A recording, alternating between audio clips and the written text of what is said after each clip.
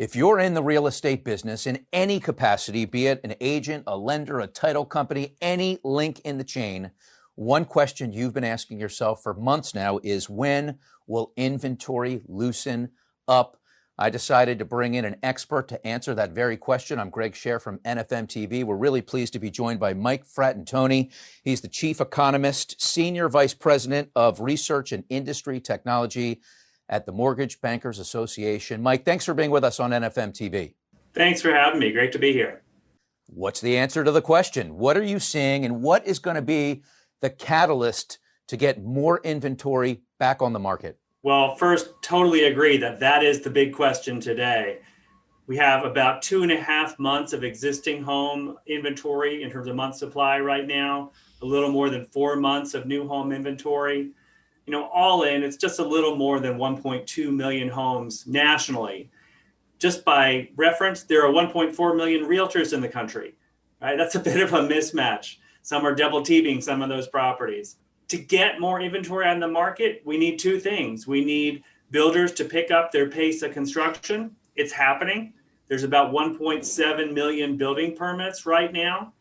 Starts are running below that because builders are facing all kinds of supply chain constraints. You hear about the price of lumber, you hear about the price of other inputs, you hear about the lack of appliances to put in new construction. All of that raising costs, slowing the pace of builder activity. That's the first step, is to get more new units on the market. Once those are there, the logjam gets unclogged, right? People can move up to that larger home they were looking for. That frees up inventory for the entry level of the market.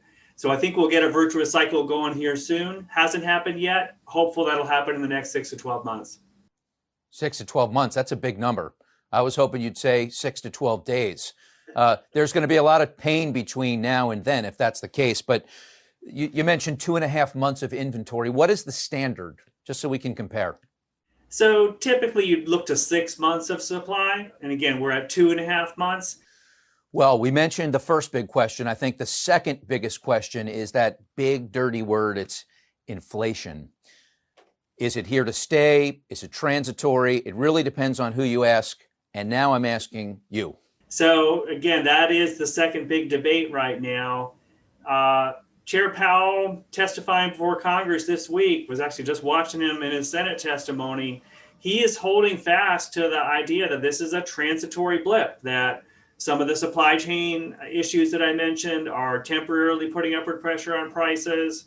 I have to admit, I think I'm on the other side of this debate. I think that these higher prices and inflation pressures are likely to stick around. You're seeing the job market really straining in various places to get workers back on the job, and that's going to put wage pressure up, and they're going to pass along those higher wages in the form of higher prices.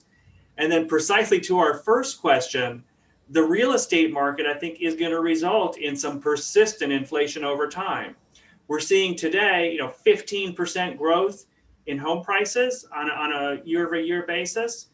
Those are not reflected yet in the rents that become a substantial part of the inflation number. But in the months ahead, they're going to start working their way in.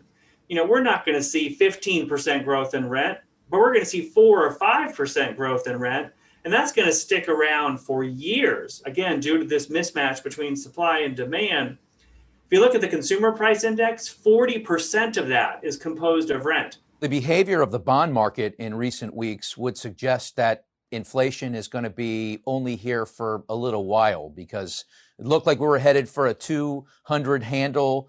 Then we went under 150, and we've kind of been nestled in that range and below. So what does the bond market think they know that we don't know, or that you don't know, based on your answer?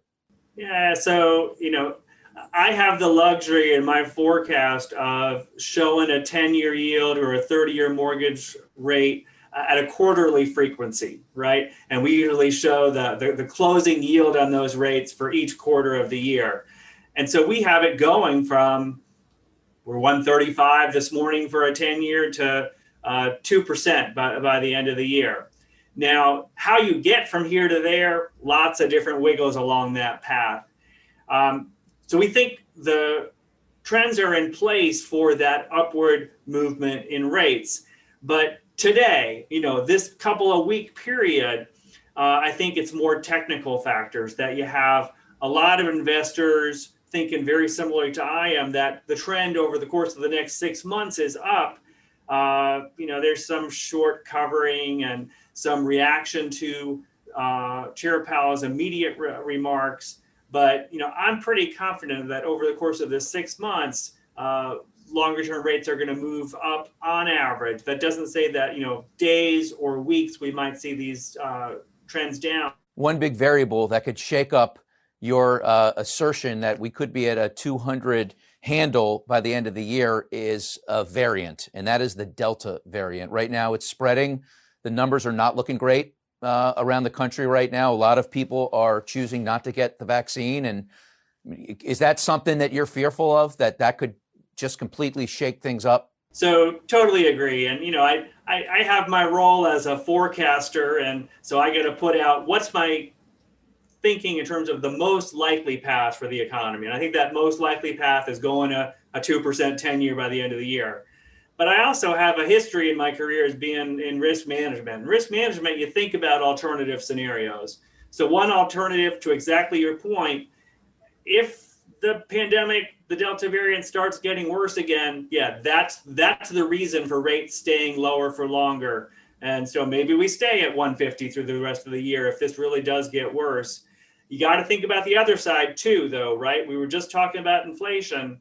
If inflation expectations begin to move higher as a result of the rent issues I was talking about, persistent supply chain constraint issues, think about not a 2%, 2.5% or higher, in the near term. So if I'm running a business or if I'm a lender, I would think about all three of those scenarios. Most likely a little bit higher from here, certainly risk on either side. So when my son, one of them or both of them, approaches me and says, "Dad, should I be accumulating Bitcoin? Is cryptocurrency something that's here to stay?" What say you, Mike Fratantoni? Well, this is at the edge of my expertise here, right? So these are more personal views than really things that I feel strongly about. But I don't see a lot of value there. What we teach in economics is that money should be have transaction value, should be a good store of wealth, and should be readily accepted as a medium of exchange. I don't see Bitcoin being a good store of value, just given the volatility that it has from day to day. And as now Treasury Secretary Yellen has said, it sure looks like one of the primary uses of it is for folks on the other side of the law to collect money. So I'm not a huge fan, but I may be showing my age there. Well, Mike, this has been amazing. We really appreciate you spending some time with us on NFM TV. Maybe we can check back in with you in 6 months or so. Happy to do that. Good to be with you, Greg. All right, really appreciate your time. Mike Fratantoni from the MBA. I'm Greg Sher from NFM TV. We'll see you again next time.